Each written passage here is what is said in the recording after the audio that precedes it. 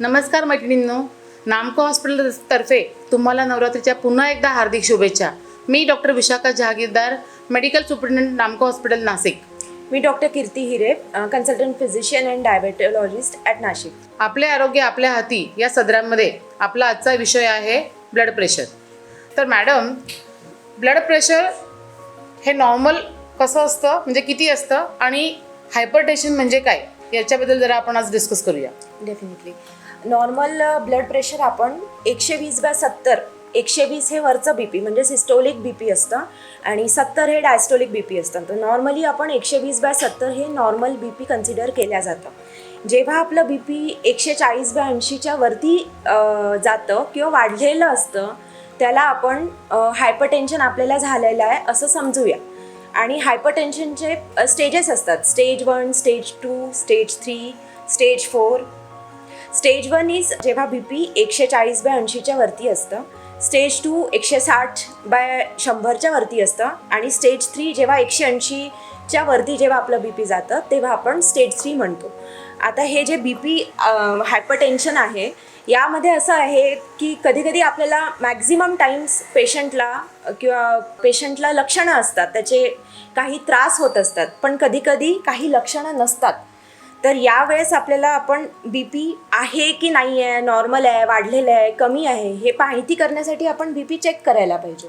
BP check करण्याचे machine असतात. एक असतं स्पिग्मोमॅनोमीटर आणि एक असतं स्पिग्मोमॅनोमीटर म्हणजे मर्क्युरी बेस्ड असतं, जे आपण हाताने BP चेक करत असतो, आणि दुसरं म्हणजे जे मशीनमध्ये असतं जे ऑटोमॅटेड पण असतं. मला असं वाटतं आजकाल साधे इलेक्ट्रॉनिक मशीन अवेलेबल आहेत ज्यांनी आपण घरी पण आपलं BP चेक करू शकतो. पण ज्यांच्याकडे BPचं मशीन नाही आहे किंवा ज्यांच्याकडे आहे कोणी पण, आणि ज्यांचं वय 30च्या वरती आहे, पहिले थोडं 40-50च्या वरती BP व्हायचं, पण आता तर 30व्या वर्षीपासून पण BP चालू होतं. तर माझं असं मत आहे की ॲटलिस्ट आपण 3 महिन्यांनी किंवा 6 महिन्यांनी BP चेक करत राहायला पाहिजे. आणि ज्यांना ऑलरेडी BP आहे त्यांना तर नेहमी फॉलोअप घ्यायला हवा. बरं, BPची लक्षणं काय मॅडम नेमकी? BP वाढलेलं असेल तर आपल्याला डोकं दुखतं, चिडचिड होते, घाबरायला होतं, घाम येऊ शकतो, अनइझी वाटतं, रेस्टलेस होतं, कशामध्ये लक्ष लागत नाही किंवा झोप बरोबर येत नाही. हे सगळे लक्षणं BP वाढल्यामुळे मला वाटतं ही लक्षणं मेनापॉजची पण आहेत. तर बऱ्याच वेळेला मेनापॉज आणि वाढलेलं ब्लड प्रेशर हे मिसलिडिंग असू शकतं, डायरेक्ट असू शकतं. म्हणून बायका दुर्लक्ष पण करत असेल बऱ्याच वेळा. बायकांचा मेन हा प्रॉब्लेम आहे की ते स्वतःचं आरोग्य सगळ्यात शेवटी ठेवतात. म्हणजे ते घरी नवऱ्याचं, आईवडिलांचं, सासू सासऱ्यांचं किंवा मुलांचं किंवा घरकामं, जॉब या गोष्टींना जास्त प्राधान्य दिलं जातं आणि स्वतःचं आरोग्य हे सगळ्यात शेवटी असतं. म्हणजे स्वतःचं आरोग्य तेव्हाच असतं की जेव्हा आपल्याला खूपच त्रास होतोय, खूप सहन नाही होते, तेव्हा त्यांना चेकअप करण्याची गरज वाटते किंवा डॉक्टरांकडे जाण्याची गरज वाटते. तर ही जी मानसिकता आहे बायकांची की स्वतःकडे दुर्लक्ष करायचं, ही आपण पहिले काढायला पाहिजे. आणि बऱ्याच वेळेला तोपर्यंत आजार हा आपल्या कंट्रोलच्या बाहेर निघून गेलेला असतो, उपचार करण्याच्या बाहेर निघून गेलेला असतो. तर डायबिटीज आपल्याला खूप वाढलेलं असेल किंवा शुगर खूप वाढलेली असेल किंवा काही रक्तांचे काही घटक आपले कमी असतील, विटॅमिन्सची कमी असेल, तर आपल्याला बरेच शरीर असं आहे की आपल्याकडे काही कमी जास्त असेल शरीरामध्ये तर ते आपल्याला लक्षणं दाखवत असतं, पण आपण ते इग्नोर करत असतो. बरोबर आहे. तर लक्षणं जेव्हा आपल्याला दिसत असतात तर त्याला आपण थोडं गांभीर्याने घ्यायला पाहिजे.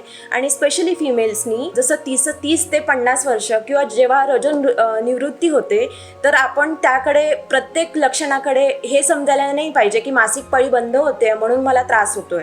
आपण तो स्त्रीरोग तज्ज्ञ किंवा फिजिशियन कोणत्याही डॉक्टरांकडे जाऊन एकदा आपण चेक करायला पाहिजे की आपल्याला हा जो त्रास आहे तो फक्त मासिक पाळीशी निगडीत आहे की BP, पल्स किंवा शुगर किंवा बाकी काही पॅरामीटर्स आपले कमी जास्त आहेत त्यामुळे त्रास आहे.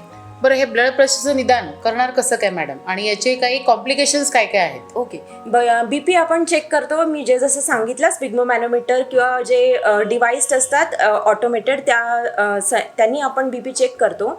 स्पेशली BP चेक कसं करता कुठे करतोय, कोणत्या वेळेला करतोय यावर पण खूप आपण इम्पॉर्टन्स द्यायला पाहिजे.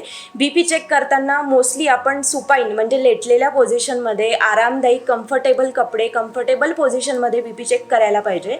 आणि लेटून घेता येत नसेल तर बसून घ्यायला पाहिजे, पण ॲटलिस्ट 15 मिनिट्स ऑफ रेस्ट असायला पाहिजे. त्यानंतर आपण बी पी चेक करायला पाहिजे. बी पी चेक करण्याच्या अगोदर कॅफिनेटेड पदार्थ आपण नाही घेतलेला पाहिजे, जसे चहा, कॉफी किंवा कोणतं पण उग्र पदार्थांनी आपलं टेम्पररी मोमेंटरी बी पी वाढू शकतं. म्हणून या गोष्टींची सेवन नको बी पी चेक करण्या अगोदर. आणि झोप पुरेशी व्हायला असलेली पाहिजे. आणि त्यानंतर आपण बी पी सिटिंग कम्फर्टेबल पोझिशनमध्ये बी पी चेक करायला पाहिजे. स्पेशली डॉक्टरांनी चेक केलेलं जास्त योग्य राहील. बरोबर. समजा ह्या ब्लड प्रेशरकडे, वाढलेल्या ब्लड प्रेशरकडे दुर्लक्ष केलं तर याचा शरीरावरती काय काय परिणाम होऊ शकतो? ओके, आता आपल्याला बीपी का होतं आपण हे लक्षात घेऊया. बीपी हे जनरली मोस्टली अनुवंशिक पण असतं आणि काही काही कंट्रीब्युटिंग फॅक्टर्स आपले लाईफस्टाईल असतात, जसं ॲथेरोस्क्लेरोसिस आणि आर्टेरिओस्क्लेरोसिस. हे दोन विशेष प्रमुख गोष्टी असतात ज्यांनी आपल्याला हायपरटेन्शन म्हणजेच वाढलेलं बीपी होतं. ॲथेरोस्क्लेरोसिस म्हणजे कोलेस्ट्रॉल धामण्यांमध्ये आतमध्ये डिपॉझिट होतं किंवा चिकटून जातं. आणि आर्टेरिओस्क्लेरोसिस म्हणजे धामण्या कडक होतात, जे वयोमानाने आपल्या धामण्या कडक होत असतात. या दोन मुख्य गोष्टींमुळे आपल्याला बीपी होतं. आणि हे होण्याचे कारण म्हणजे आपली लाईफस्टाईल, जसं जास्त तेलकट खाणे, जास्त मिठाचा प्रमाण जास्त असणे जेवणामध्ये, किंवा तळलेले खारट पदार्थ जास्त घेणे, सिडेंटरी लाईफ, जास्त जंक फूड किंवा प्रोसेस्ड फूड, या सगळ्या गोष्टींमुळे आपलं बी पी वाढतं. आता बी पी वाढण्याचे लक्षणं मी तुम्हाला सांगितलेलेच आहेत, पण बी पी वाढल्याचे कॉम्प्लिकेशन्स खूप जास्त बेकार असतात किंवा आपलं जीवन त्याच्यात धोक्यात जाऊ शकतं किंवा आपला जीव जाऊ शकतो. एवढे बेकार कॉम्प्लिकेशन्स असतात. मला असं वाटतं बीपी, वाढलेल्या बीपीमुळे किडनीवरती दुष्परिणाम होतात, हृदयावरती तर होतात, ब्लड वेसलवरती पण होतात. म्हणजे असं प्रत्येक अवयव आहे, हृदय, आपल्या मेंदूमधल्या वाहिन्या फुटू शकतात. मेन आपले जेवढे मेजर ऑर्गन्स आहेत त्याला सगळ्यांना अफेक्ट करतं. मेन म्हणजे बीपी वाढल्यावर सगळ्यात पहिले आपला परिणाम आपल्या हृदयावर पडतो. हृदयाला खूप काम करावं लागतं, खूप त्याच्यावर प्रेशर येतं. त्याच्यामुळे आपल्याला कधी कधी हार्ट अटॅक येऊ शकतो, हार्ट फेल होऊ शकतं. आणि त्याच्यासोबत आपल्याला किडनीवर पण जास्त प्रेशर वाढल्यामुळे किडनी निकामी होऊ शकते आपली, किंवा आपल्याला लघवीचे अजून काही प्रॉब्लेम्स होऊ शकतात. किडनीचे अजून परमनंट डॅमेज होऊ शकतो किडनीला. त्याच्यासोबतच डोळ्याचा जो पडदा असतो, जिथून आपल्याला दिसायला मदत होते, ज्याला आपण ऑप्टिक नर्व्ह म्हणतो, त्याचं पण डॅमेज होऊ शकतं. अचानक आपली दृष्टी जाऊ शकते, किंवा रेटिनोपॅथी होऊ शकते, न्यूरोपॅथी होऊ शकते, ब्रेनमध्ये इंजुरी होऊ शकते, ब्रेन स्ट्रोक होऊ शकतो, लकवा येऊ शकतो, हातपायाला मुंग्या येऊ शकतात, हातपाय बधीर होऊ शकतात. तर एवढे जीव घेणे कॉम्प्लिकेशन्स आपल्याला बीपीला आढळून येतात. बरं, ब्लड प्रेशरवरती उपचार काय आणि ते केव्हा चालू केले पाहिजे? ओके, तर जेव्हा आपण एक बी पी वाढलेलं असेल किंवा एक बी पी रिडिंग आपलं वाढलेलं असेल, 140/80च्या वरती असेल, तर आपण त्याला बी पी आहे किंवा हाय बी पी आहे असं नाही म्हणत. बी पी वाढलेलं आहे हे कन्फर्म करण्यासाठी ॲटलिस्ट 2-3 रिडिंग्स आपले जास्त असायला पाहिजे, जे कंटिन्यू 140/80च्या वरती असतील. आणि त्यावर आपण डॉक्टरांच्या सल्ल्याने औषधं चालू करायला पाहिजे. आणि औषधांचे बरेच क्लासिफिकेशन्स असतात, वेगवेगळे ग्रुप असतात. पेशंट टू पेशंट व्हॅरी करतं, कोणत्या पेशंटला कोणत्या बी पीला कोणतं गोळी द्यायला पाहिजे हे डॉक्टरच चांगल्याने ठरवू शकतात. बरोबर आहे. तर मला असं वाटतं की ब्लड प्रेशर म्हणजे वाढतं ब्लड प्रेशर हे आपण सहजपणे, तुम्ही सांगितलेल्या ज्या स्टेप्स आहेत, स्ट्रेस घेतला नाही, मॅनेजमेंट प्रॉपर केली, आपल्या तब्येतीकडे लक्ष दिलं, तर आपण या वाढणाऱ्या बीपीकडे सहज आपण त्याला अवॉइड करू शकतो. बीपी आणि शुगर हे दोन्ही असे रोग आहेत जे आपल्या हातात आहेत. आपण त्याला जितकं कंट्रोलमध्ये ठेवू तितके त्याचे कॉम्प्लिकेशन्स, आपले जीवघेणे कॉम्प्लिकेशन्स हे आपण दूर करू शकतो. स्पेशली बीपी खूप वाढलं असेल तर त्याचे खूप जीवघेणे कॉम्प्लिकेशन्स असतात, जसे हार्ट अटॅक येणे किंवा पॅरालिसिस येणे किंवा किडनी निकामी होणे.